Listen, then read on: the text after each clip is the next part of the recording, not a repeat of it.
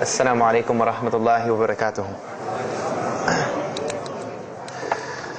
Alhamdulillah, alhamdulillah hamdan kathira. Wassalatu wassalamu ala Rasulullah wa ala alihi wa sahbihi ajma'in. Ashhadu an la ilaha illallah wahdahu la sharika lah. Wa ashhadu anna Muhammadan abduhu wa rasuluhu wa khataman nabiyyin wa rahmatul lil alamin.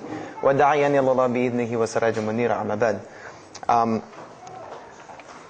I'm going to tell you tonight about my journey from where I once was as a former Christian youth minister to how I got to where I am now. There's a lot of bumps in the road. You know, it seems pretty clear. Yeah, you're a minister and now you're a Muslim. You know, but there's a little bit more to it, inshallah. So just bear with me, and hopefully you'll get something out of it. Because the point is, at the end, is I want you to get the message behind the story. Because if I was traveling around the country just to tell my story, then I would be wasting time. It's on YouTube. Anyone can go get it from anywhere in the world. So inshallah, we're going to begin at the beginning. I was born and raised in Greenville, South Carolina. I was born and raised in Greenville, South Carolina. And I was raised by my grandparents, because at a very early age, my mother had stepped out and my father was working 2 jobs. So it was me and my grandparents. And my grandparents were the traditional, conservative, Southern Christian folk, as they say. They were they were very, very conservative in their ideals and their ideologies, in their ways. You know, as you hear about, people being set in their ways, that was my grandparents. Like we did it this way, and this is the way you did it every single day, and that was it. And we were very religious in the sense that we went to church on Sundays, we went to church Sunday evenings, we went to church Wednesday. And in Christianity, that's considered very religious. And it was not hard for us to go to church, and it was not difficult for my grandmother to drag me to church every Sunday, which as a kid is what they had to do, because the church was 2 houses down from our house. There was 2 houses, and then there was the church. So it was not hard for them to drag me every Sunday. And I hated church as a kid because of the simple reason that, we were brought up United Methodist. And Methodist is, for any of you know, it's very traditional. It's not like you think about like screaming and shouting in church and all that. No, you listen to the preacher, you stand up and you sing, you sit back down, you listen to the preacher, you stand up and sing, you sit back down, listen to the preacher, and that's it. That's all that happens. And the pews, as they call them, the chairs are made out of wood. They're hard. You get tired of sitting there. You're fumbling around, playing with the money that my grandmother gave me to put in the offering plate, all of these things. That's what I remember from church as a very small boy. But the thing that I do remember enjoying about church was Sunday school. Sunday school is what I got enjoyment from, because went to Sunday school, you painted pictures, of like Noah building the ark. You painted, all these pictures of Moses splitting the Red Sea. You learned the stories of Moses freeing the children of Israel from Egypt. You learn the story about him splitting the Red Sea. You learn the story about Noah and the ark. You learn the story about David and Goliath. You learn all these beautiful stories in Sunday school. So this was basically, as coming up, this is what I knew about Christianity, was the stories that I learned in Sunday school, because I never listened to the preacher during regular service. So that was the only thing I knew about Christianity. So coming up, this was how it was. It was just the norm. And the conservatism in my house, just to give you an example, and about the level of conservatism, is, let's talk about gender issues. Let's say when I became 12, 13, 14, and I started to actually, notice females, and I actually didn't think they had diseases and wanted to run away from them every time I saw them. Let's say I wanted to have a girl over or something of this nature. It was so serious to my grandmother that I had to make an appointment with her, let her know this girl was coming to my house.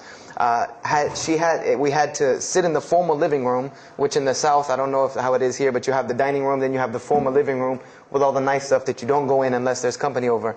And my grandmother either had to be sitting in the same room with us or in the kitchen where she could see directly in the room. I mean, this is just how it was in my house. This is how my grandmother and grandfather were. They were very stern. They were very loving, but there were rules, and those rules were the way they were, and they did not change. So this was my upbringing. And I would say at about the age of 12, 13, 14, more along the age 13, 14, I started going to the Saturday evening youth services at my church that were for 12 and up. And the youth services were held in the gym, and they were totally different than church. At the youth services, you went, we played basketball, we played volleyball, we played dodgeball, we played every kind of sport, and we ate pizza and cake and candy, all the stuff kids like to do. And at the end, the youth minister, who happened to be my catty corner neighbor across the street. When I was 14, he was 17. He was the youth minister, so he would sit us down and give us a 30-minute lecture about Christianity, about something about God.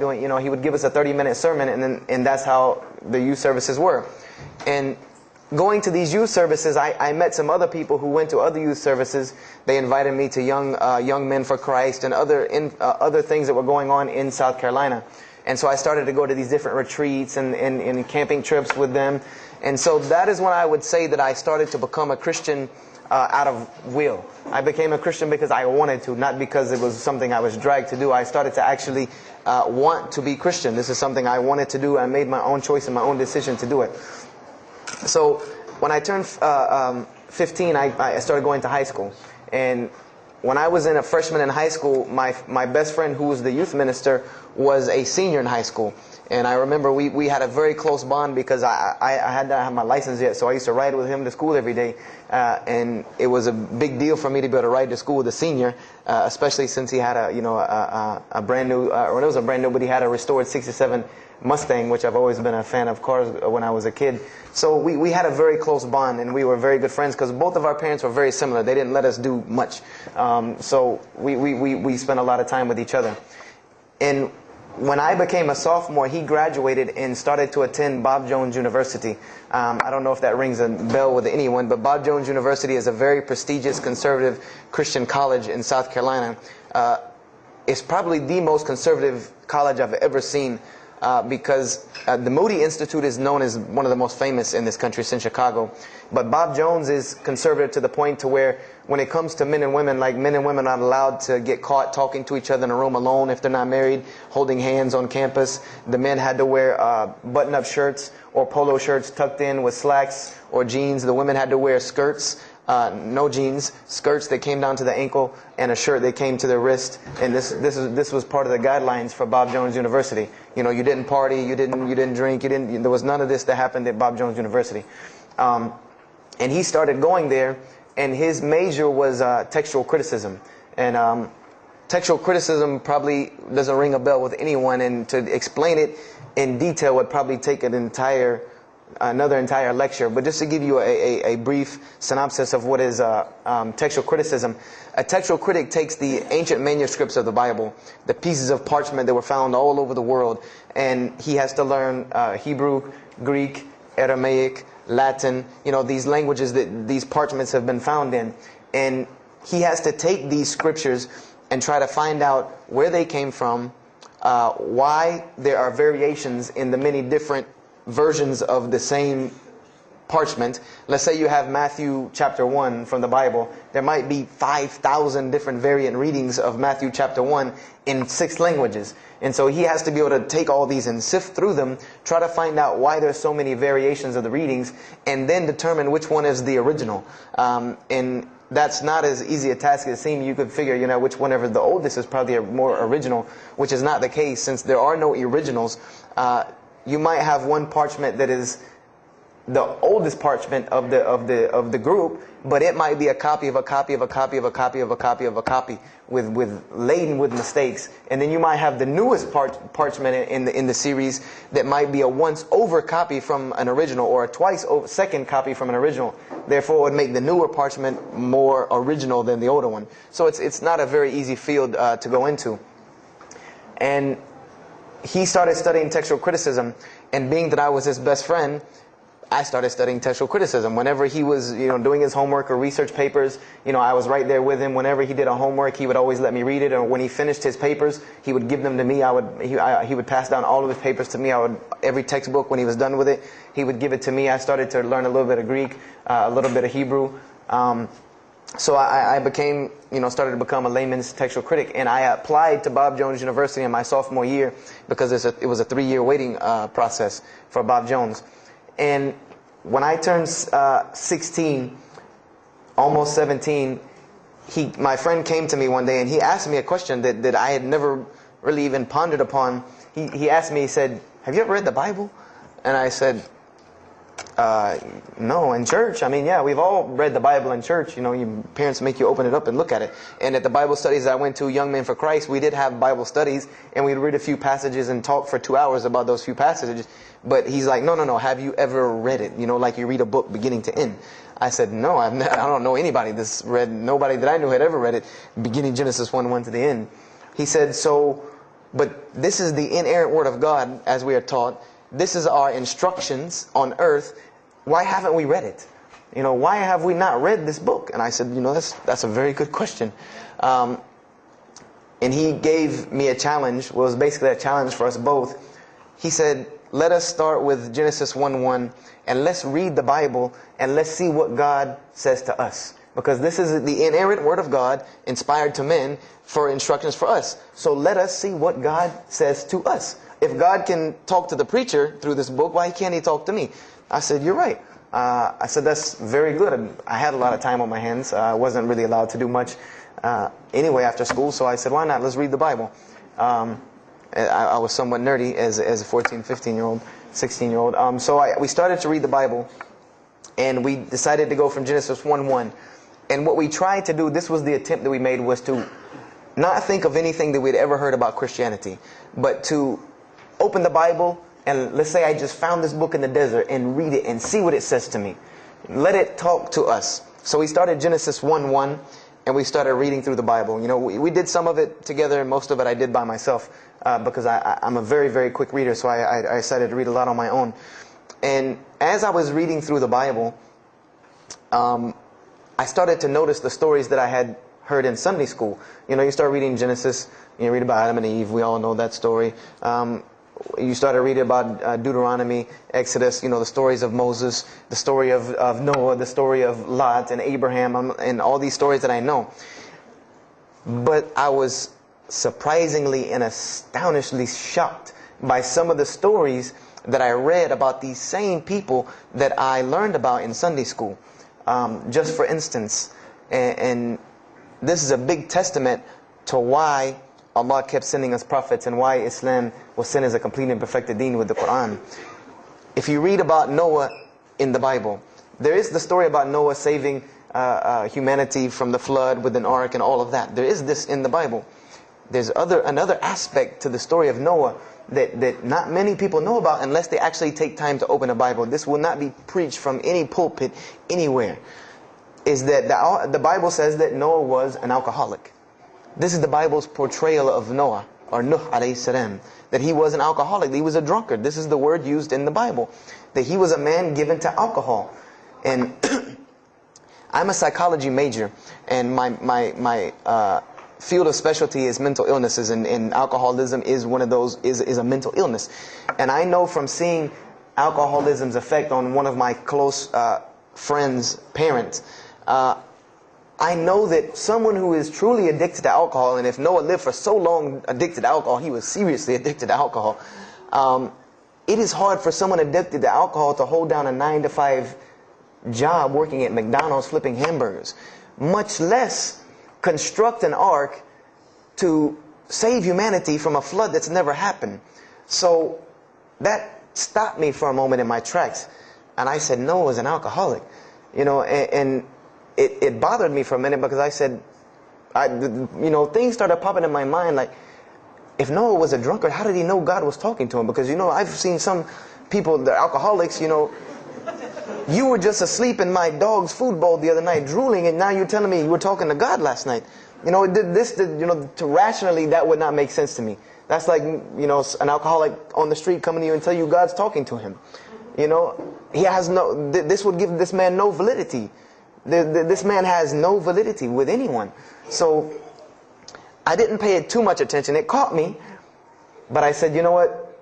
I'm going to keep going, because there's one thing that you don't do in Christianity, and I'll tell you what it is in a minute when I started doing it. Then I came across the story of Lot, or Lut alayhi salam. And we all know the story of Sodom and Gomorrah in these stories, but there's another very twisted story in the Bible about Lot and his daughters. There's a story of Lot and his daughters in the Bible that says his daughters got him drunk one night and seduced him and committed incest with him. A'udhu billah. This is the Bible. This is one of the Bible portrayals of the prophets of God. The person who saved his family from Sodom and Gomorrah. This is the story that is in the Bible. So I'm catching myself again, like, oh, this is becoming a really bad habit that I'm seeing. This is becoming a bad recurrence that I'm seeing over and over again in this Bible. So, after that I started, speeding through some of the other mumbo jumbo to get to more of these prophet stories. And I got to the story, there are others, and there are some stories in the Bible that are not PG rated, period. They're not rated for talking anywhere. You would need an 18 and up ID card to be able for me to even tell you these stories. So the one that intrigued me, that caught my attention the most, was of my most beloved story in the Bible, and that was of David and Goliath. That was my most intriguing story to me, because not only was, it said that in the Bible that David was a very small man and Goliath was a very big man, and that was appealing to me because I've always been very short, and as a kid I was really short. So, I said this was a very beautiful story to me, just in its prose and in its concept of overcoming. And so I started to read about David. And there are very beautiful stories about David in the Bible. There are indeed. But there is one story about David in the Bible that shocked me to my core. And it's a story about three people. There's three people in this drama: David, Bathsheba, and Uriah. And it says that David saw this woman named Bathsheba. And she was one of the most beautiful women of her time. And she happened to be married to one of the commanders of his army named Uriah. But David on this day decided that he was not able to resist his temptation to be with this woman Bathsheba, so he did. And he committed adultery with her. And knowing that he did this, the way that he decided to cover it up was he sent a letter to the generals of his army saying that when the battle was fierce, for everyone to pull back and abandon Uriah, so that he would be killed, and when he dies, then he could have Bathsheba, no harm, no foul. So David went from being the slayer of Goliath, the hero from man, to an adulterer, a plotter, and a murderer. And so this is when I really caught myself and said, hold on now. Something's wrong here. Something's got to give. I said, because to me, God's prophets in my mind were people of example. People who I could follow as an example. Someone who was supposed to be the best of us, so that we could follow them and emulate them. And they're turning out to be worse than some of the people that you see on America's Most Wanted. David is somebody that, if I only knew this about him from the Bible, I see him coming down the street, I'm going the other way and calling 911, because he has to have a warrant out on him for something. This is what I'm thinking in my mind. This man is not an honorable man at all. He killed Goliath, yeah, but he killed this other guy named Uriah to be able to commit adultery with his wife. So I committed the cardinal sin in Christianity. I started asking questions. This is the one thing you do not do in Christianity, is you don't ask questions, especially not about issues like this. So I went to my pastor and I started asking questions. What's going on here? Pastor, there's a very bad recurring habit about these men in the Bible. What is the deal here? And I remember he told me the same thing that almost every pastor or every evangelist or anyone I talked to about this, same answer, almost like it was programmed. They would put their hand on my shoulder and say, Brother Joshua, don't let a little bit of knowledge wreck your faith, because you're not justified by knowledge, you're justified by faith. And they would quote me verses like, lean not on understanding, Paul's, we're justified by faith in Jesus Christ. They would quote this whole line of thing to me like it was already pre-programmed, that they programmed in pastor school that people are going to ask you questions and here's the answer. So I said to myself, I don't know, Pastor, this just seems kind of odd. He said, let me tell you something. What you're reading is the Old Testament referring to God's covenant with the children of Israel. And they were a different people, a very stubborn, crazy people. So why don't you move on to the New Testament? In the New Testament, you'll find the new covenant that we're under with Jesus Christ, and I promise you things will change and be better. I said, okay, perfect. So I went ahead and finished and got to Malachi and then started with the New Testament. So I opened the New Testament. I said, here we go. Let's start all over again. But there were a few things that I had learned from the Old Testament that I wanted to keep in mind when I started to read the New Testament. I learned, number one, that God was one in a unique sense. This is what I learned from the Old Testament, that God was one in a singular, unique sense. This is over and over and over and over very clearly in the Bible. God's nature is one. This is so clear through the Old Testament. And that He was very jealous about His worship. And every single time the children of Israel would turn to something else other than Him, He would punish them and restrict their lifestyle. This is something that I learned. And it kind of, the similitude to me with how God dealt with the children of Israel was, and I hate to use this stark contrast, but it's almost as if one of us went out, God forbid, I hope not, and let's say we went out here and robbed a bank. You rob a bank, you're going to jail for a long time. And every day when you wake up, do you think that jail is going to look like the Hilton at LAX? No, I doubt it. It's probably dark, cold, bad food, orange jumpsuits, not nice people, the whole 9 yards. And the reason why this is, and I know this now from studying psychology, is that this is supposed to be a stark reminder every single day when this person wakes up that you are in jail. This is supposed to remind them every single day you're in jail because you committed a crime. And we run this, not you. This is the message that is being portrayed to this person in jail. So when the children of Israel kept rebelling against God, He restricted their lifestyle. If you study Judaic law now, it is some of the most strict religious law you can find. All of the good things that we enjoy as Muslims, even when it comes to dietary laws, like the good parts of the meat that we are allowed to eat, they can't have these things. These are things that are restricted from them. Why? Because God, Allah, wanted to remind them every day that I am Allah. I am your God. You will worship me. I run this, not you. And I understood this from reading the Old Testament. This is a concept I had come across. So I started with the New Testament, Matthew, Mark, Luke, and John. And one other thing that I did when I started to read the Bible was, if you go to Barnes & Noble, let's say you go to Barnes & Noble and you take a book off the shelf. What is usually the first thing you look at? The title. Then the next thing, the author. You want to know the title and the author. What is the name of the book? Who wrote it? And if you do this test with every single book of the Bible, you get a title and no author. Author unknown. Or author is appears to be so-and-so. Or we derive that so-and-so possibly written this. Like let's just say for Exodus, they say Moses wrote Exodus. Which if you read some of Exodus, he couldn't have written all of Exodus because the last part of Exodus is Moses' death, burial, and Joshua taking over the children of Israel. And now, unless Moses was a sure indeed prophet that was able to write things after he died, then he did not write these things. And so when you go to Matthew, Mark, Luke, and John, I wanted to know Matthew who, Mark who, Luke who, John who, because it's called the Gospel according to Matthew. The bad thing is that no one knows. No one knows because no one pinned their name down to these things. No Bible scholar in his right mind will tell you that we know for sure Matthew so-and-so wrote this, Mark so-and-so wrote this, Luke so-and-so wrote this, John so-and-so wrote this. It's factual information that we do not know who wrote these. So I was intrigued. I'm like, that doesn't, why would somebody write this book that's supposed to be passed down over generations and people are supposed to, this is the inspired word of God to guide mankind, and nobody decided to pin down who wrote it. But anyway, I started to read it, and I started to notice things about the teachings of Jesus Christ. And they were not what I had learned in church. When Jesus spoke, He spoke of the nature of God. And when He spoke of the nature of God, it was the same nature of God that I found in the Old Testament. Jesus said many times that God is one. God is unique. He would even quote from the Hebrew Scriptures. Hear, O Israel, the Lord your God is but one. When He was asked, what is the greatest commandment? Or He was asked the greatest commandment. He said the greatest commandment, and every Muslim should understand these two concepts. This should be nothing new to you.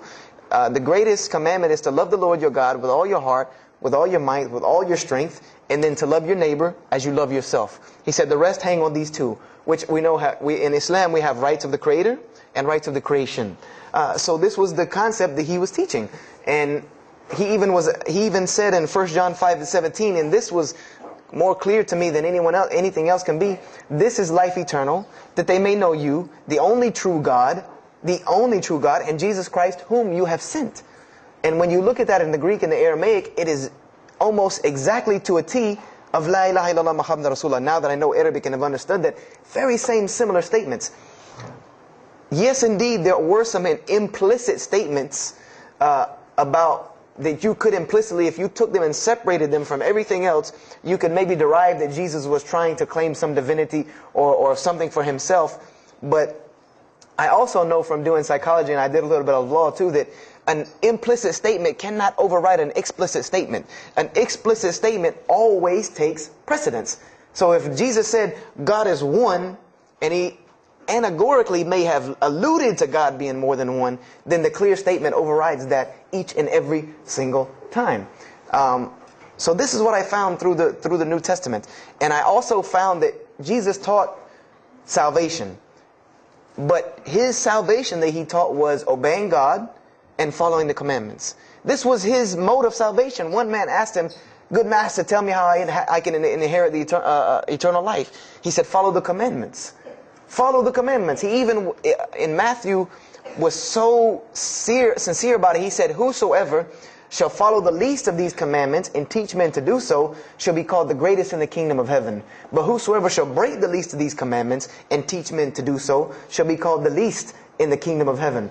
So this I understood very clearly, that Jesus taught the same nature of God that was in the Old Testament. He taught that the salvation lied in worshiping God and following the commandments. This I understood. Matthew, Mark, Luke, and John were very clear about this. You know, there were other things, the only begotten Son, you know, but these things were not in red letter, so I did not give them as much weight as what I did to the actual words that Jesus Christ was saying out of his own mouth. So I read Matthew, Mark, Luke, and John. All of it was saying the same to me. I said, and I was thinking to myself, this is not what I was taught about Christianity. You know, you're taught that God is 1 in 3, 3 in 1. You know, 1, 1, 1 equals 3. You know, Father, Son, Holy Spirit. Jesus died on your cross to forgive your sin. You know, and there was another thing that I noticed from the Old Testament, and this is a beautiful lesson to Muslims, because you're asked this all the time, especially when it comes to dawah. And I never put 2 and 2 together until I learned Islam and then read the Bible one more time. Is I wanted to know why the Jews wanted to crucify Jesus so bad. Why so bad? They could have just mobbed him anywhere and killed him on the street. It's not like he had clans like the Arabs that would have come and backed him up. I said, why didn't they just kill him? You know, why were they so strict and sincere to tell Pontius Pilate, you got to kill him and you need to sanction it? We can't do it, but you need to sanction it to kill him. And now I understand it. Was that Jesus had a mission, and that mission was to share God with the world. And Paul even kind of tells on himself in his book of Galatians as to why Jesus was meant to be crucified, or the Jews wanted to crucify him. Paul said that the crucifixion is the stumbling block for the Jews. And he explained in Galatians that Jesus Christ, and this is how he tried to roundabout explain it, was cursed for us, to remove us from the curse of Allah by taking this curse upon us. For it is written, and he quoted the Old Testament, everything that hangeth on a tree is cursed. So I went back and studied the Old Testament and Judaic law, and I realized that people who were crucified, that was considered a curse upon them. You had to do something pretty serious to get crucifixion, because it was considered a curse from God. It was part of their law that when someone is crucified, that person is cursed. So wherever they buried these criminals, like in the graveyards in Israel, in Jerusalem, in Palestine, where they buried these criminals that were crucified, this was considered cursed ground. This was considered ground that you didn't go on, and you did nothing here, because these people are cursed by God. So I started to put 2 and 2 together. That it's not that they wanted to kill Jesus, because they could have just killed him. They wanted to disprove who he was. This was their point, was to disprove who this man was. He said he's the Messiah. They wanted to disprove it. And they knew, if you can crucify Jesus, he can't be the Messiah. He cannot be our Messiah if you can crucify him.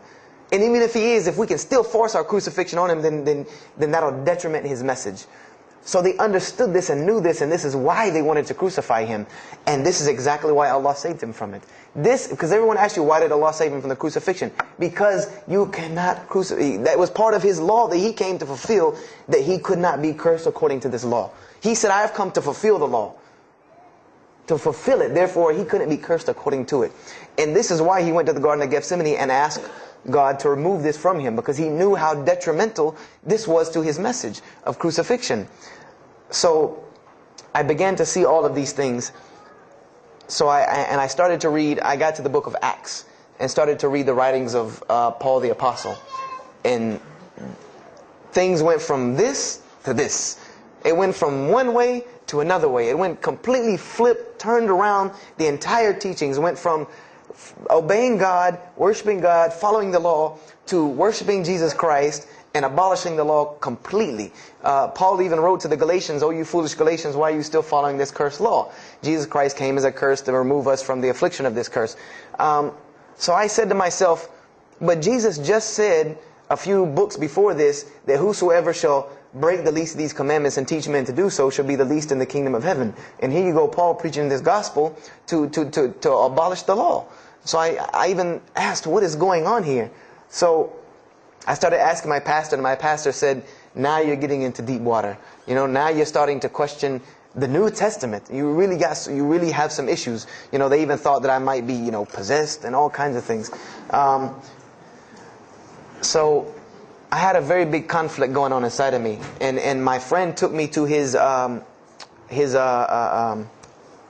textual critic teacher, his professor. And what this man told me probably wrecked my faith in Christianity. And I always say, I doubt he would be very happy me traveling around the world telling people that a Christian professor from Bob Jones University wrecked my faith in Christianity. But he did. Because what I asked him was, what happened to all these contradictions? You know, in the Old Testament there are many contradictions. If you study Hebrew language, you'll understand that when you read some of the Old Testament or the Torah, that there are some parts of the Torah that you can see is the most beautiful Arabic that you can see, the most beautiful Hebrew that you can see, just like when you read the Quran. It's very beautiful Hebrew. And then 2 chapters later, you'll see Hebrew that looks like a broken 3-year-old who is trying to scribble some Hebrew down. It looks very colloquial, very dialectic. You can tell it's not the same person speaking. So I went and asked him about all this stuff I saw. And he told me, he said, what you have is a book written by men over centuries and centuries and eons and eons.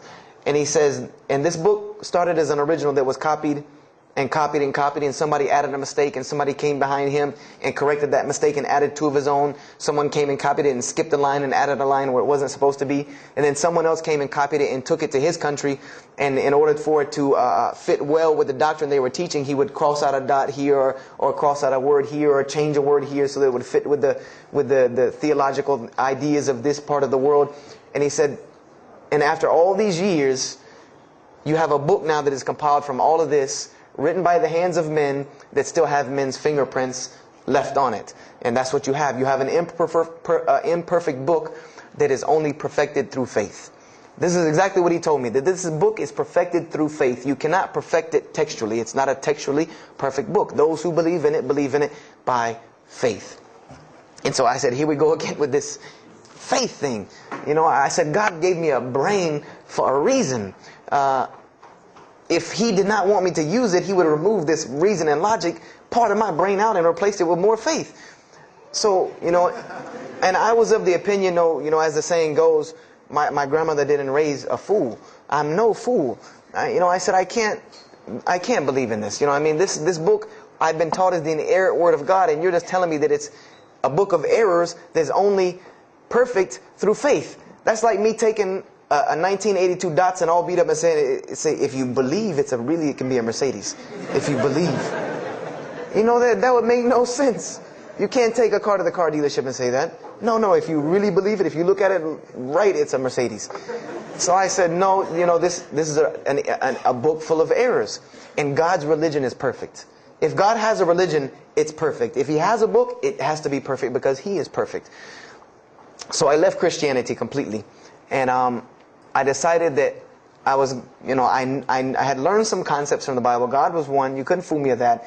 I had also concepted that there should be nobody standing between me and God, because He created me without permission from anyone. Therefore, I don't need to be taking permission from someone to go to Him. If I had to be forgiven for something, it should come from Him, because on the day of judgment, it's going to be me and Him alone. And I didn't know about God's prophets yet. I had my doubts and persuasions about that. So I decided to start searching other religions. I went back to Judaism. I studied Judaism. I found the same thing that Jesus taught about two spiritual Jews that leave the law, and Jews that were so caught up in the law that they left no room for spirituality. I studied Buddhism, Hinduism, Taoism, Confucianism, Wiccan, Bushido. Everything I could get my hands on, every type of ism or religion, I studied it. But there was one litmus test that I used for every religion. And whenever I met them, or the people or whatever about this religion, I would always ask them, do you have a book? Do you have a book? Because another thing I had come to the conclusion of is that if your religion is true, you should be able to tangibly hand me something and show me that this religion is true. Give me something that I can see. I don't want to hear that faith stuff anymore. I heard that all my life, and look where it got me. It got me thinking I'm driving a Mercedes running around in a 1982 beat-up Datsun. I said, no, you have to show me. And so I read the Bhagavad Gita, I read the Torah, I read the Scrolls of Tao, I read the Code of the Bushido, I read the Wiccan Book of Spirits and Spells and all that other magic stuff they have. And I read all of these things, and I found something very congruent with all of it, was that there were very same philosophies and teachings in all of these major religious books. They all talked about God and His nature. Most of them alluded to the fact that God is one, and that God sends messengers to us and people to us to teach us. But they were filled with a whole bunch of garbage, to be honest with you, that I couldn't logically, rationally believe. So at about the age of 17, just about the time, about 17 and a half, I gave up my search for God. And I became kind of angry with God, because I said, here I am looking for you, and I can't find you, and it doesn't look like you're giving me any help. And I don't know how many of you know, but for a 17-year-old that is frustrated with God and the world, there's a lot of trouble he can get into. There's a lot of things he can do to put himself in predicaments when he's frustrated with the world and had come to the conception that, if there's a God that exists, then He doesn't really care about me. That's a kind of a dangerous young man. So I started doing the whole partying in trouble, going to parties, drinking underage, all of this stuff I started doing. I'm a perfectionist at heart. So when I was a Christian, I tried to be the best one I could. If I was going to switch to being any other religion, then I was going to do that 100%. So you better believe when I went after the dunya, I did that 100%. And I was a martial artist since I was 15 years old, and even though it was only 2 years, 2 years at 17, you think you're Bruce Lee. So I got into a lot of fights. Got kicked out of school, had to go to another school, got in one fight, got arrested for a fight, and there were a couple incidences that stopped this downward spiral, because I was on a very, very quick downward spiral and I believe if I would have continued on that downward spiral, I would probably end up hurting someone, killing someone, or them hurting or killing me. And there were two incidents that brought that to an abrupt stop, like pulling the emergency brake. And the first one was a car accident that I was in. My friend and I were on the way back from Clemson University from a frat party, and we were driving up 385 in South Carolina, and we were both highly intoxicated. And I decided that night that he was driving, I decided to put my seatbelt on for the only reason that I kept falling over when I fell asleep without the seatbelt on. Because I didn't really believe in the seatbelt thing, because I said if I'm going to die, I'm going to die. That was the conception that I come up with. That if it's time for me to die, it's time for me to die. I didn't believe in the whole tying your camel thing. So I put on my seatbelt, and I fell asleep. And the next thing I know, I remember waking up with the car shaking. And I woke up to grab my friend, because I thought maybe he had fallen asleep. But when I woke up, the only thing I saw was the tree line and then the pavement coming right at my face. And the window smashing and the car flipping, the whole 9 yards. And us landing in a ditch.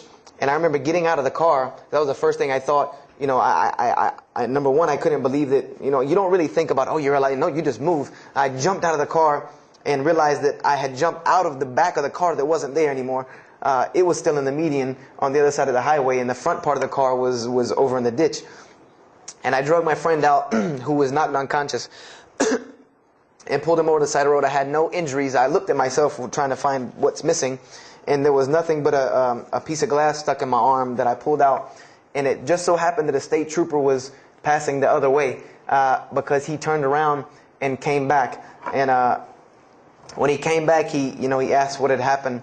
And the first thing he asked me was, did you see what happened? Because there was other people who would pull over, so I guess he thought that I was a bystander, because I started to walk towards him. He's like, did you see what happened? You know, where are the people? I said, yeah, I really saw what happened. I was in the car. You know, and he was like, you know, as they say, like the color drained out of his face, because he was shocked. He said, how were you in that car? You know, and of course they took it to the hospital. My friend got arrested, DUI. But before he put us in the ambulance, he was a man of God, because he looked at me and he told me, he said, young man, you better realize that you're on this earth tonight for a purpose. The only reason you're still alive is that God has a purpose for you. If not, you don't live through things like that. People without purpose, if you didn't have a purpose, then this night would have been your night. So you need to realize that. I said, this old man's out of his mind. You know, if God had been looking for me, he had the opportunity to get me a long time ago. So don't tell me about that God stuff now. So I paid it no attention. And about a month later, 3-4 weeks later, my friend and I, same two, he's on crutches still, we decided to go to New York City. We decided to just take off, drive to New York City. We didn't tell our parents where we were going. I said I was sleeping in his house. He said he was sleeping in my house for the weekend. So we drove to New York.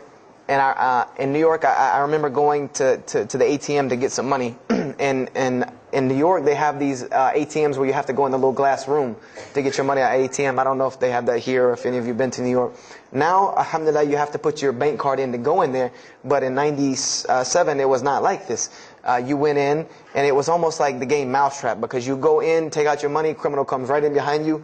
There's nowhere for you to go. You know, there's nowhere to run. So I went in, I took my money out of the ATM, and I heard the door open behind me. You know, so I turned around. You know, I thought somebody was coming in behind me, and there was a man who put a gun to my face.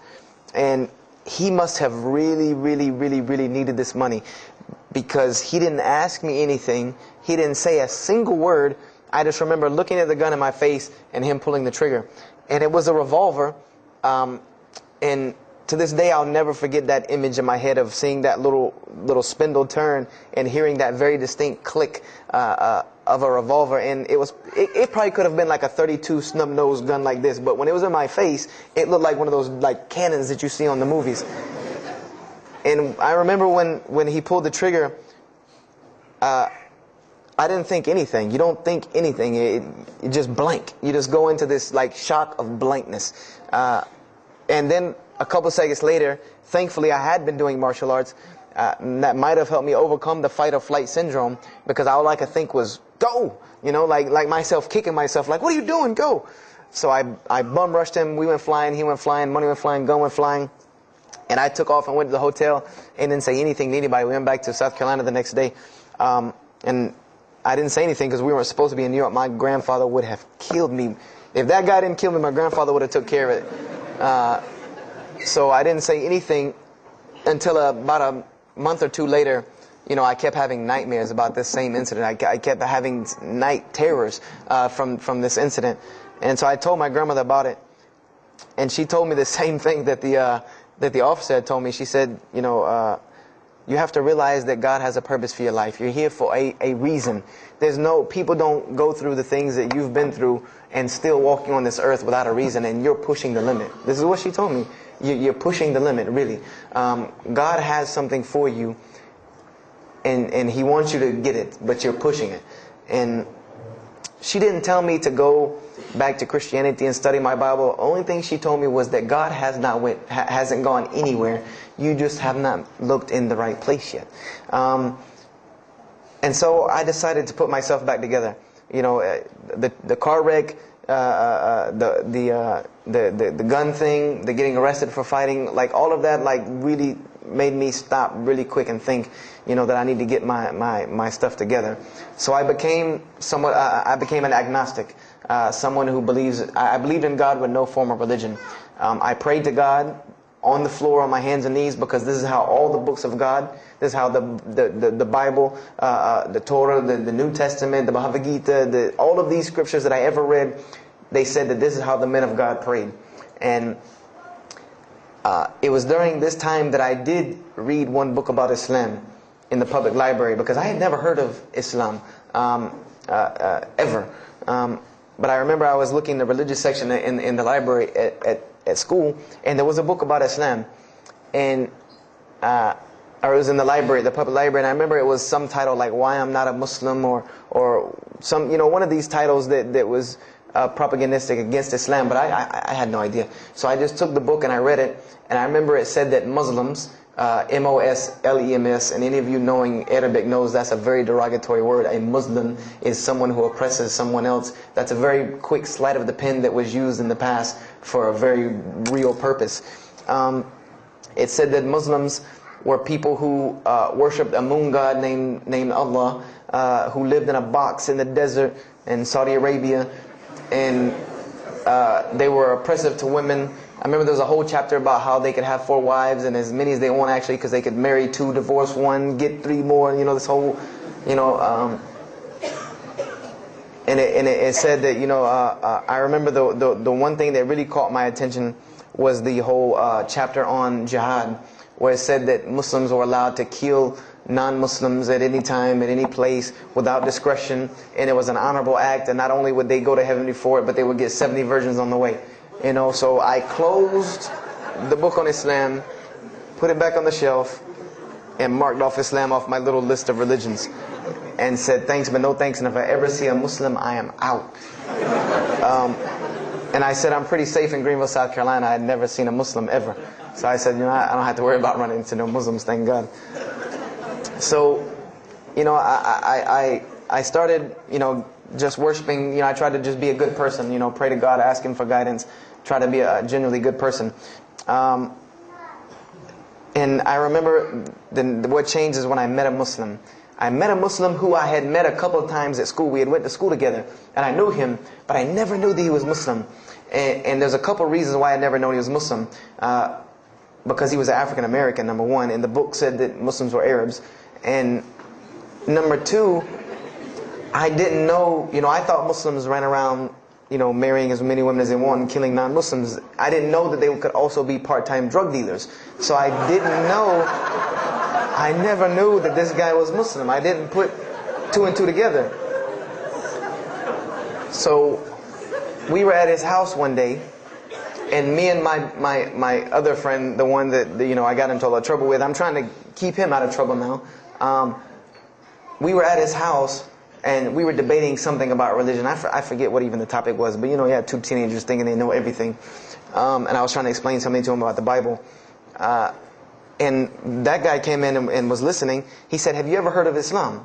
I said, "Yes, I've heard all about Islam." He was like, "Okay, so what do you think of it?" I said, "What do you mean what I think of it? That's probably the worst religion I've ever seen on the face of the planet." He's like, "Why?" And he's like, "I'm a Muslim." I was like, "Man, stop playing."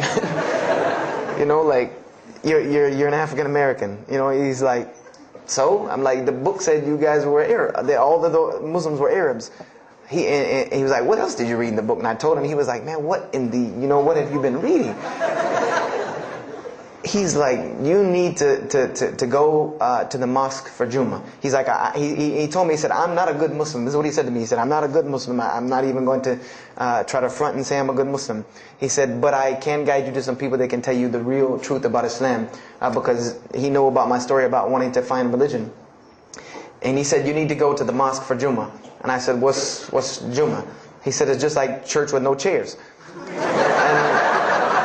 I said, "I can do church with no chairs because in church the chairs were the worst part anyway." Because they had these hard benches that you sit on that are like this, and they're so hard. I said, "That's good. You sit on carpet? Wow, man, every church should be like that." And I said, where's the mosque? He said, it's on Wadehampton Boulevard. I said, where on Wadehampton Boulevard? I lived on Wadehampton Boulevard. I lived right off of Wadehampton Boulevard. He said, you know where Lee Road intersects with Wadehampton? I said, yeah, I live on the other side of that intersection. He said, it's right there. I said, no, it's not. There's nothing. There's a gas station or a church. He said, yeah, you know that church, the Evangelical Missionary Training Facility? I said, yeah, I used to take missionary classes there. He said, you know that building in the parking lot with the gold thing on top? I said, yeah, the gym? And he was like, no, that's the mosque. Because I had always thought it was the gym because it was in the same parking lot and it was just rectangular with 2 glass doors in the front. And you could literally walk in between the church and the masjid and touch them like this. Anyone doesn't believe me, go to Greenville, South Carolina, look at the masjid. You can almost touch both of them just like this. He said, yeah, it's right there. I said, I've never, at first I was shocked. Like, I've been living across the street from all these crazy Muslims all my life. I said, I never knew. And he told me to go to Jummah, and I asked him what time. He said he would meet me there at 1 o'clock in the afternoon on Friday. So I said, okay. I went on Friday. And I'm waiting outside for him. I'm not going inside. That's not happening. And I'm seeing all these people going in. And at this time, it was a predominantly Indo-Paki Arab masjid. Anyone who went in was not American, period. And I did not see even one African American going there. And I did see one. And then when he went in, I heard him talking in a dialect that I realized he was probably from Africa. So I said, he's not American. So I'm not going, I'm waiting, and I'm standing outside sitting on the church steps, and the imam pulls up and parks right in front of me, who I had no idea he was the imam. But he got out and he asked me, am I waiting for someone, this, that, and the other? And I explained to him. He said, oh yeah, we know this brother. You don't see him that much, but we know who he is. He said, I'm glad you came. He was a very, very nice, gentle young man. And he invited me into the mosque, and I kind of wanted to wait on my friend, but I didn't want, at the same time, I didn't want to tell this man I don't want to go in. So I went in, and they put me in the back and gave me a chair anyway. And I said, I came to sit on the floor. And they gave me a chair anyway, and all of these people are piled up in front of me. And there's no Americans here. And I'm starting to wonder, if this is a setup, because it's starting to smell like a setup to me. Because in my mind, I'm like, you've been set up before, and this seems kind of like this. So, and I'm starting to think in my head, scenarios, a young mind at play. I said, this other guy, my friend, he probably was in the same situation like me, and he probably made a deal with them to get out as long as he brought other Americans and tricked them into coming to the mosque so they could do their jihad after Jummah and get their 70 virgins. So I'm sitting here, and there's all these people in front of me, and then there's a curtain with all these people behind me making noise, and I have no idea who's back here. So I'm stuck in the middle of this. I hear that it's some women, but I don't, there's a curtain. I have no idea. So I'm like, there's something very odd about what's going on right here. I'm like, just let me make it. I'm starting to look for the exit. I'm like, calculating how many people are between me and the exit. I know some martial arts, so I said I'm going to hit a couple of them, and I'm out. And then the imam came, and I just now realized that he was the imam because he got up on the minbar, and they started to call the adhan. And, I said, okay, that man seemed nice. He seemed genuinely nice. So I felt a little more comfort. And then he got up after the adhan, and he started his khutbah. Inna alhamdulillah nahmaruhu wa I said, oh my God. I said, I bet you he's talking about me. And he's being forceful. He was getting loud and banging on the minbar, and he's pointing in my direction. I'm like, oh man, I got to get out of here really quick, I said, well, I'm going to take my chances with the women behind me. I'm going through the curtain. And then he started to, when he got done with his Arabic tirade, he started to explain it. That verily all praise belongs to Allah alone, or God alone. In Him do we worship, in Him do we seek help and assistance. We seek refuge with Him from the evil that lies. He explained what he said in Arabic, and it sounded to me so beautiful. It was very, very beautifully prosed, what he said, and I wanted to know where he got that. I said, where did he get that? Because it was only about God and about the nature of ourselves. All of us should know that the beginning of the khutbah, and he quoted the 3 verses from the Quran. O you who believe, fear God as He should be feared and do not die, and instead of a state of submission to Islam. He was a very wise man because he translated everything. It was almost as if he knew I was there and translated everything for me. I remember to this day what the khutbah was about. And I don't know if he did it because I was there, or if that was his already planned khutbah, but it's almost as if it was meant for me. The khutbah was that, the title of it was that the forgiveness of Allah is open to anyone at any time, at any place, no matter what, unless they have committed shirk. And the prose of the khutbah was a very long hadith. That some of you will know. And just to make it short, it was the hadith where the Rasulullah ﷺ met Angel Gabriel or Angel Jibreel, and Angel Jibreel was telling them to tell him that if the Muslims commit this certain sin, to tell them that Allah would forgive them. And every time he would tell the Muslims, they would say, okay, well then what about this sin? And he would go back and meet with Angel Jibreel, and he would go back and come back and say, tell them that Allah will forgive him for that. And this discourse happened, for many different sins. And then finally Angel Jibreel alayhi salam said, tell them that Allah has said, no matter what they do, even if their sins are compiled, like the oceans are from the east to the west, as long as they have not associated a partner with Allah, tell them that Allah will forgive them. And I remember he told me that, or he said that, that the door of repentance to God is open as long as you have not seen the angel of death or the sun hasn't risen from the west. I didn't really understand the sun risen from the west thing at that time. But, and he said that, God's forgiveness has to come from God alone. And this was the whole premise of his khutbah, was on forgiveness and tawbah. And I was saying to myself, these are all of the same concepts that I had formulated through reading the religious scriptures myself. And I'm asking myself, where did he get this stuff from? Where did he get all this? And he started using names like, he used the name Ibrahim alayhi salam, he used the name Musa, and I'm like, he translated it to Abraham and Moses. I'm like, where did he, where is he getting these? These are names from the Bible, I know these people. And so after the khutbah, they started lining up for the prayer. And I got apprehensive because everybody's getting up in front of me and blocking my exit from the door. And so I guess one guy in the back saw me, and because I had to move back a little bit, he said, we're about to pray. And I said, pray to who? And he said, to God. I said, which one? And he said, the one that created the heavens and earth. The same one that's in the Bible, the only creator of the heavens and earth, the only God. I said, yes, I know him. And so the Imam started to pray, and when he recited the Quran, I know it sounded very intriguing. I had no idea what it was. But then when I saw Muslims bow and prostrate on the floor, verses and verses of every religious book that I had ever read started ringing off in my head, that this was the way men of God prayed. And the first thing that I could think of in my mind was, this is worship. That's what I said to myself. This is not prayer, because prayers are asking God for something. These people are worshiping God. So I said to myself that you've written this religion off way too easily. I thought I was a much more open-minded person than that, and I was ashamed of myself that I had written it off with just one little book. I had put all this studies into the other religions. I read this one thing about Islam and was done. So I went to the Imam after Jummah. He talked to me, and I would have to say that I was probably a little bit rude with him. And I've asked him to forgive me. I saw him a few years later. I said, you got to forgive me for the first time you saw me.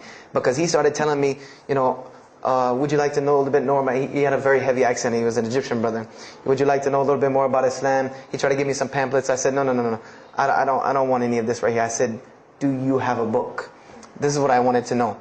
Do you have a book? Can you give me? He said, yes, we have a book. I said, it's called the Quran. I said, can I read it? Is it in English? Can I read it? He said, sure, you can read it. And then he tried to explain it to me a little bit, how it came by. I said, nah, just give me the book, because the book should speak for itself. So I took the Quran home, and on Friday night I started to read it, because this is a book I had never seen before. And I was very interested. So I went home and I opened the Quran, and I read the Fatiha. It seemed to me kind of like the Lord's Prayer. It was a little similar to what I found in the Bible. But then I started to read Surah Al-Baqarah. I started to read Surah Al-Imran. And I started to see names that I had seen before. I started to see names like Abraham, Moses, David, Jesus, Yahya, John the Baptist, Zechariah, Mary. And I said, I know all of these names, but there was something different about these people in this book. The prophets that I found in the Bible were people that were deplorable, of not very good character. These same men in the Quran were someone who were at the highest echelon of moral character and moral fiber. They were someone that was an example to be followed because they lived the message that they preached. Therefore, they were able to be followed and emulated. So, I read all of these chapters and I read the story of Jesus, peace be upon him. Because when I saw the name Jesus first, that really intrigued me. I wanted to see, what does this book have to say about Jesus? And I read the story in Ali Imran, and I read a story in Surah Al-Maryam. And it was more beautiful than anything I had ever read in the New Testament, or any nativity story that I had ever heard. It was more beautiful than that, times 10. I remember the only thing that I could capture in my mind was the miracle of how, because in the Bible you never really figure out the conflict of how Mary gets over this finger pointing at her about her coming with a baby and she's not married. There's no real end to that. There's no real defense for her from this in the New Testament. But the Quran is so explicit and so clear that Jesus' first miracle was to speak from the womb, to speak as a baby and defend the honor of his mother. Something that you cannot deny. Something that you cannot deny about her, who Mary was, when you have this baby speaking on her behalf. So I would say I read the Quran entirely in 3 days. But that first night, after I had made it through Surah Al-Imran, my heart was already given to this book. I didn't know what it meant to be a Muslim. I didn't know how to be a Muslim. I didn't even know what that meant. But I knew that whoever it was that followed this book, I wanted to be like these people. I wanted to be like the people that I read about in this book. These were people I could follow. These were prophets. This was a book of guidance. And this was something that the book is calling and appealing to me. That if you don't believe in this book, you never see that. I've never seen this in any other scripture. The direct challenges that are in the Quran, that if you don't believe this book is true, put it to the test. Put it to the test. And this was something that was so astounding to me, that God is telling you over and over again, if you don't believe this is the truth, test it. Bring me something else like it. Test it. Put it to test. If it was written, if there was more than, all of the analogies about God, everything was so logical, so rational, so reasonable in my mind that it was like 2 + 2 = 4, and that was it. There was no 1 + 1 + 1 = 3, egg, yolk, water, fight. There was none of that foolishness. The Quran was very direct and very straightforward in its teachings. So I gave my heart to Islam that night in my living room, reading the Quran, and I cried and cried, that I had been looking for the truth all this time, had searched all this way, and it was right across the street from my house.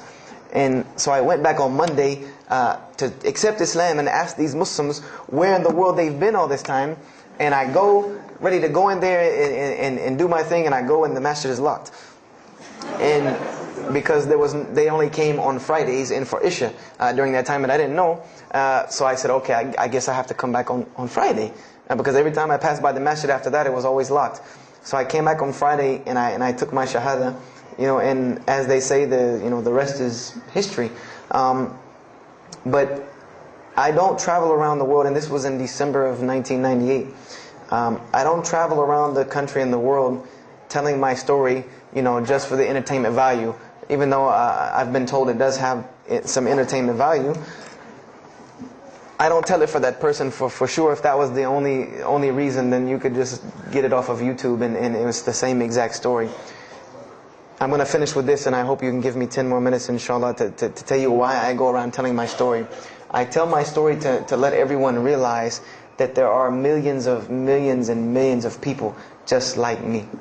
Just like me in 1998, searching for the truth, can't find a way out. There are millions of people. There are probably millions of people in California, hundreds and thousands, if not millions, right here in in Orange County and Los Angeles in the Southern California area, that want to know the truth, that are tired of hearing the same garbage preached to them over and over again, tired of this shaitan box telling them the same thing over and over again, tired of the world being in the condition that it's in, tired of their life being in the condition it's in. And we as Muslims have the solution to every single one of their problems. And guess where we keep it at? Right here inside the masjid. Right here inside the masjid, we have all of this truth. We have the solution to every problem in the world. You want to solve the world hunger? The problem of world hunger? Islam has the problem. You want to solve the problem of world poverty? Islam has the answer. You want to fix the economic situation of this country? Islam could fix it tomorrow. And this was in an op-ed piece in the Washington Post. In the Washington Post, there was an op-ed piece that the two markets that are falling apart in this country are investments and housing.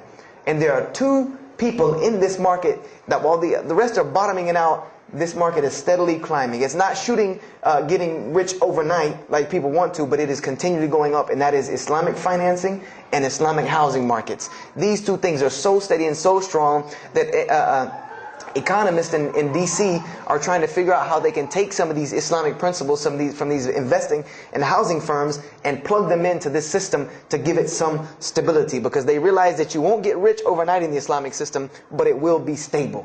It will be something that will give stability. So they are starting to find out that Islam has the answer and the solution to their problems. But we already know this.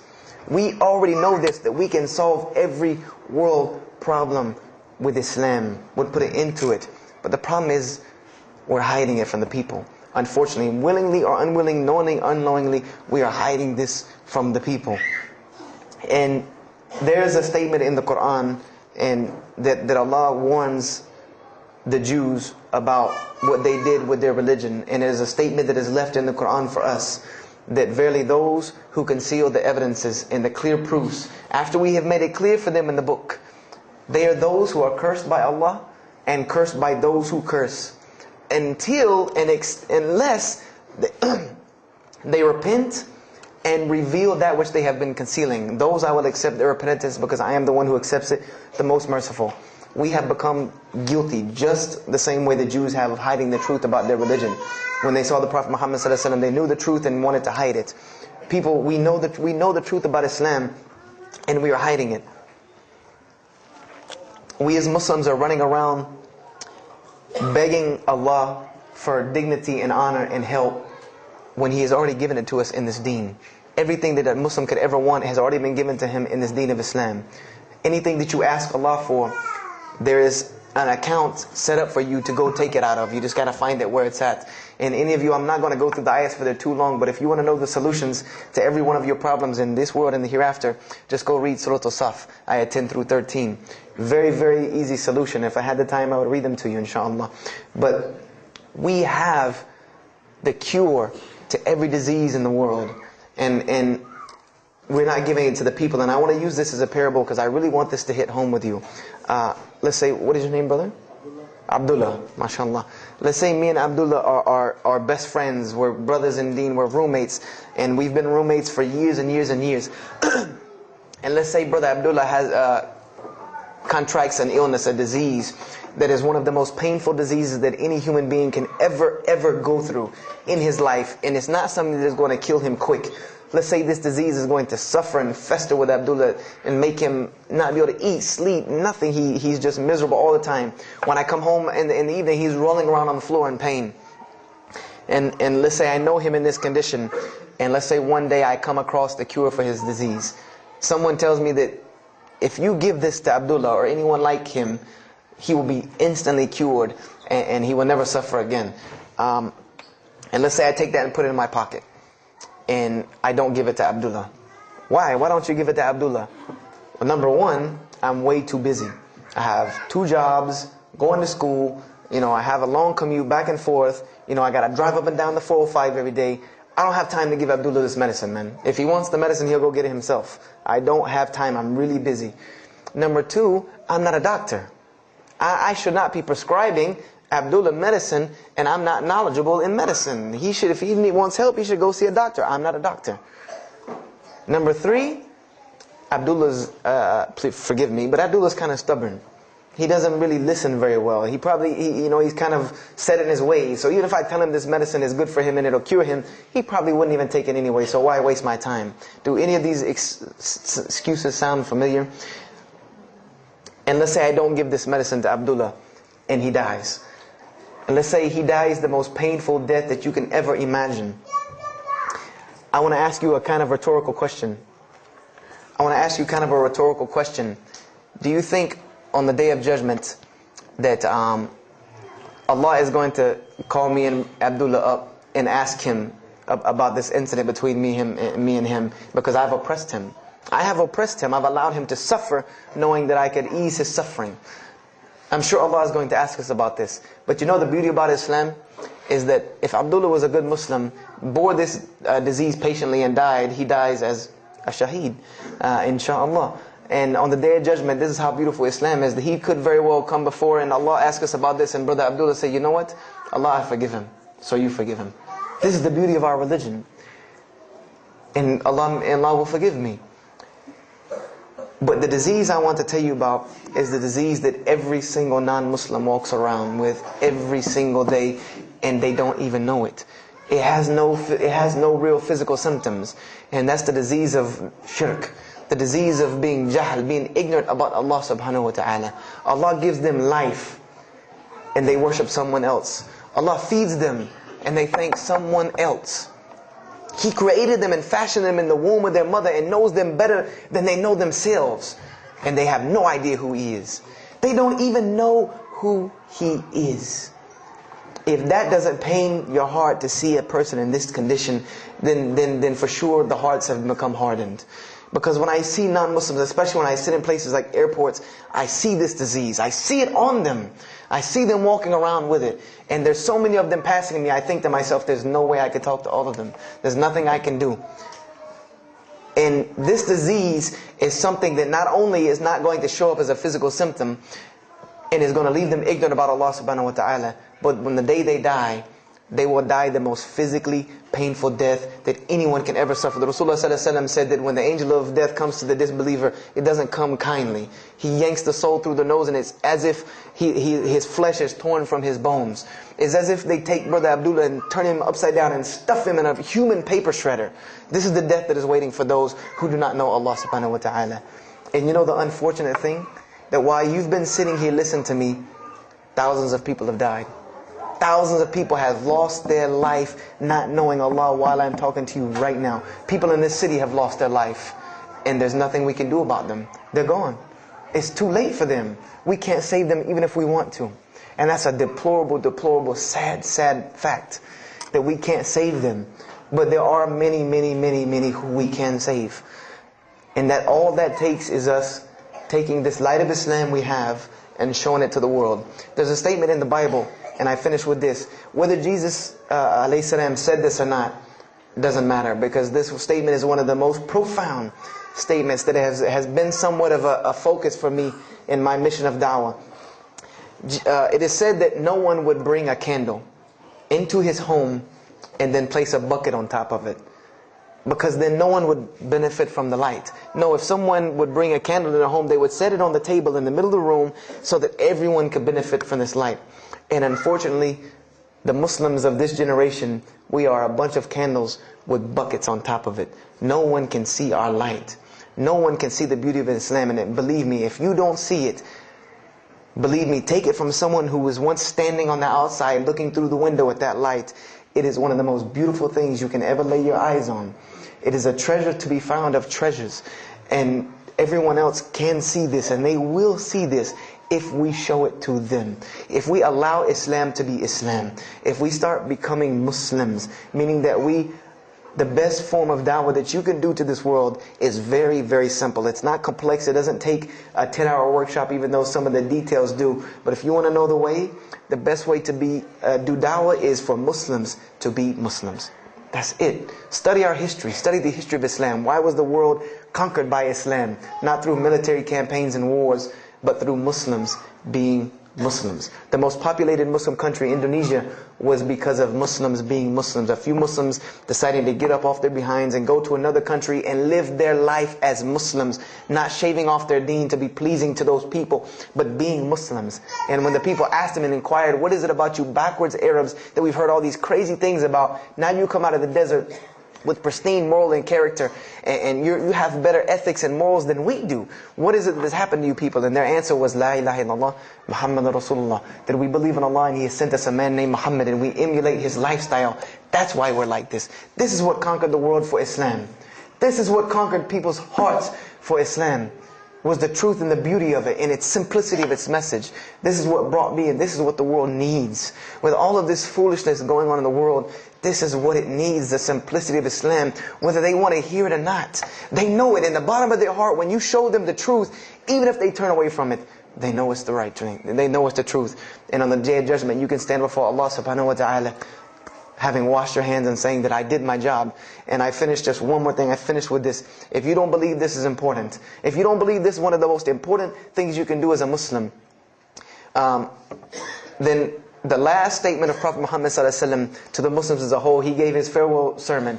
And we know that what his farewell sermon was a summary or a synopsis of what Islam is and its general principles. And he knew this was the last thing he was going to say to the Muslims as a whole. And how did he end this sermon? Those who are here, pass this on to those that are not here. For verily it may be that the last one that hears my message may understand it, and those right here among us. He gave a command to those Muslims to pass it on, and for those Muslims to pass it on, and for those Muslims to pass it on, until there was no one left to hear this message. This was a command he gave, the last command he gave to this ummah as a whole. And then what happened? He pointed his finger to the heavens and said, "O Allah, bear witness that I have indeed conveyed your message." And upon saying this, what happened? Allah revealed the surah, "This day I have perfected for you your deen, and completed my favor for you, and chose for you Islam as your religion." And the last statement that Prophet Muhammad ﷺ gave to us before this was revealed was that we must pass this message on. He gave us that duty. He took that duty that was only reserved for prophets. No one else, no other. If you don't believe me, go read Surah Al-Bayna about what was commanded of the other nations. No other nation was given this opportunity and blessing to pass on this deen except us. Because there are no more prophets coming. So the job falls on our shoulders. Qurans are not going to fall out of the sky and hit people when they're walking down the street. This job has now become ours. And just like if the Prophet Muhammad ﷺ had not done his mission, he would have been accountable before Allah. If we do not do our job of spreading this message of Islam, we will stand before Allah on the Day of Judgment. Don't be the person standing before Allah on the Day of Judgment and your neighbor that you've known, your co-worker that you've known 10, 15, 20 years come and find you and tell you, you knew this day was coming. You knew this day was coming and what was going to happen to me, and you did not say anything to me.